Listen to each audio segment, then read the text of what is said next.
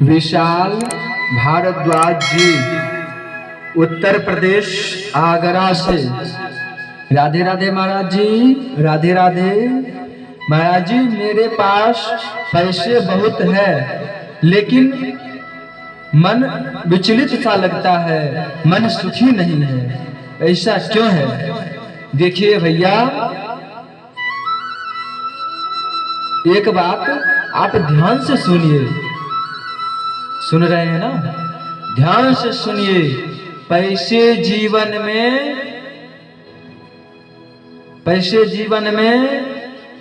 बहुत कुछ है। ध्यान रखिए, पैसे जीवन में बहुत कुछ है, लेकिन आप ये मान लेते हैं कि पैसे जीवन में सब कुछ है। ये नहीं मानिए। पैसे जीवन में बहुत कुछ है। पैसे जब तक आपके पास है तब तक पैसे आपको नीचे नहीं गिरने देगा। पैसे में ये क्षमता है। जब तक आपके पास पैसे हैं तब तक पैसे आपको नीचे नहीं गिरने देगा। पैसे कहते हैं तुम अगर हमारा सम्मान करेगा तो मैं तुम्हारा सम्मान करने के लिए तैयार हूं। आपके पास धन है, अच्छी बात है, लेकिन आप धन का सदुपयोग करें। सदुपयोग कैसा? आप जैसे 1 लाख रुपये कमाए, ठीक है, 1 लाख रुपये कमा रहे हैं तो उसमें कम से कम 5,000 रुपये गरीबों में उस रुपये का कोई अन्य क्षेत्र चलवा दीजिए। जैसे कि हमारे पूज्य गुरुदेव जी के यहाँ श्री गौरी गोपाल में वृद्धाश्रम चल रहा है ना, अन्य क्षेत्र बंटवा दीजिए। उससे है गौ सेवा, बंदर सेवा, बहुत सारे सेवा प्रकल्प हैं। अगर आप ऐसा करेंगे तो फिर आपका धन भी पवित्र हो जाएगा।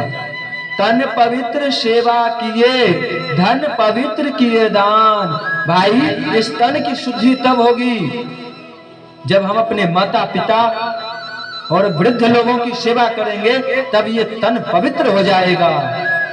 और धन को पवित्र करने के लिए गरीबों में, जरूरतमंदों में खर्च करना पड़ेगा, तब मेरा धन भी पवित्र हो जाएगा। लेकिन ध्यान रखें कि पैसे भी वैसे लोगों के पास दें जो कि इस पैसे का अच्छी जगह पर उपयोग कर सके।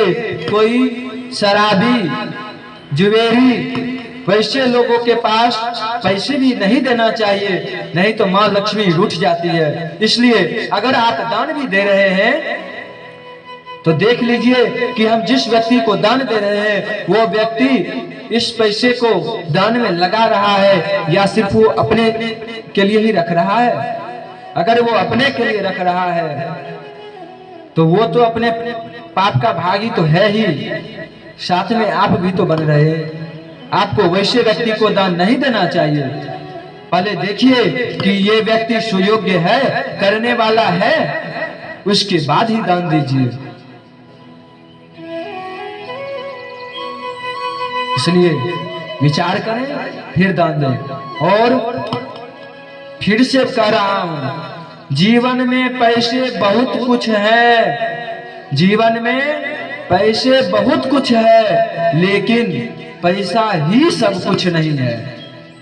पैसा ही सब कुछ नहीं है। जीवन में पैसे ये सब जरूरतें हैं।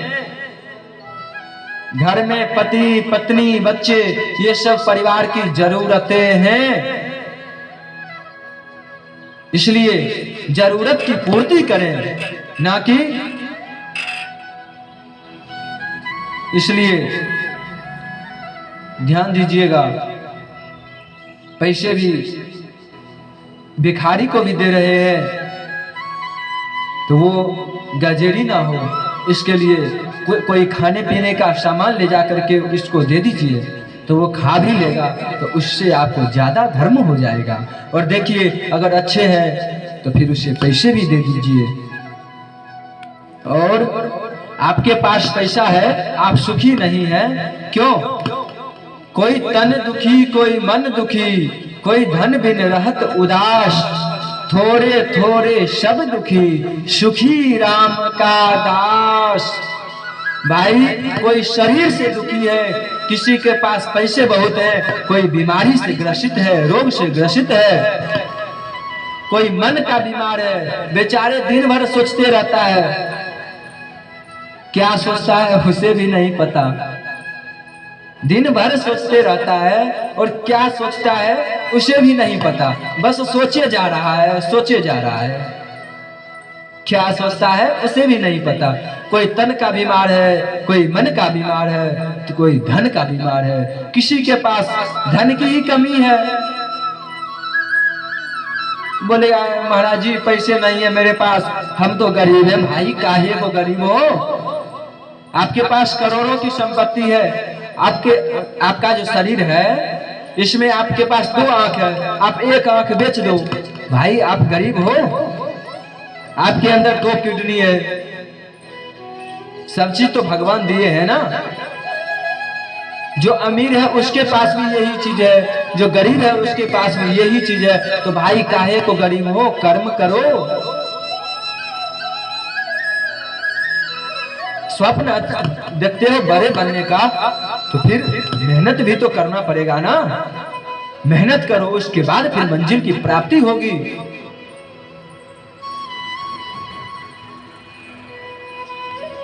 इसलिए मेहनत कीजिए, जब भी खाइए मेहनत की रोटी खाइए, हराम का कभी भी नहीं खाना चाहिए।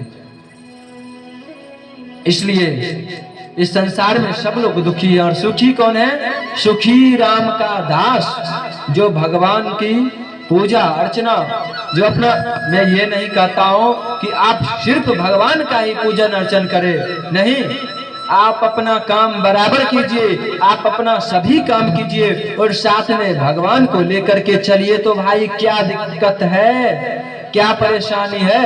कोई परेशानी है क्या? नहीं ना। तो फिर भगवान को ही साथ में लेकर के चलिए, तो इससे आपका यहाँ का भी सुधर गया और वहां का भी सुधर गया। ध्यान रखिए। और जब आवे संतोष धन, सब धन धूरी समान।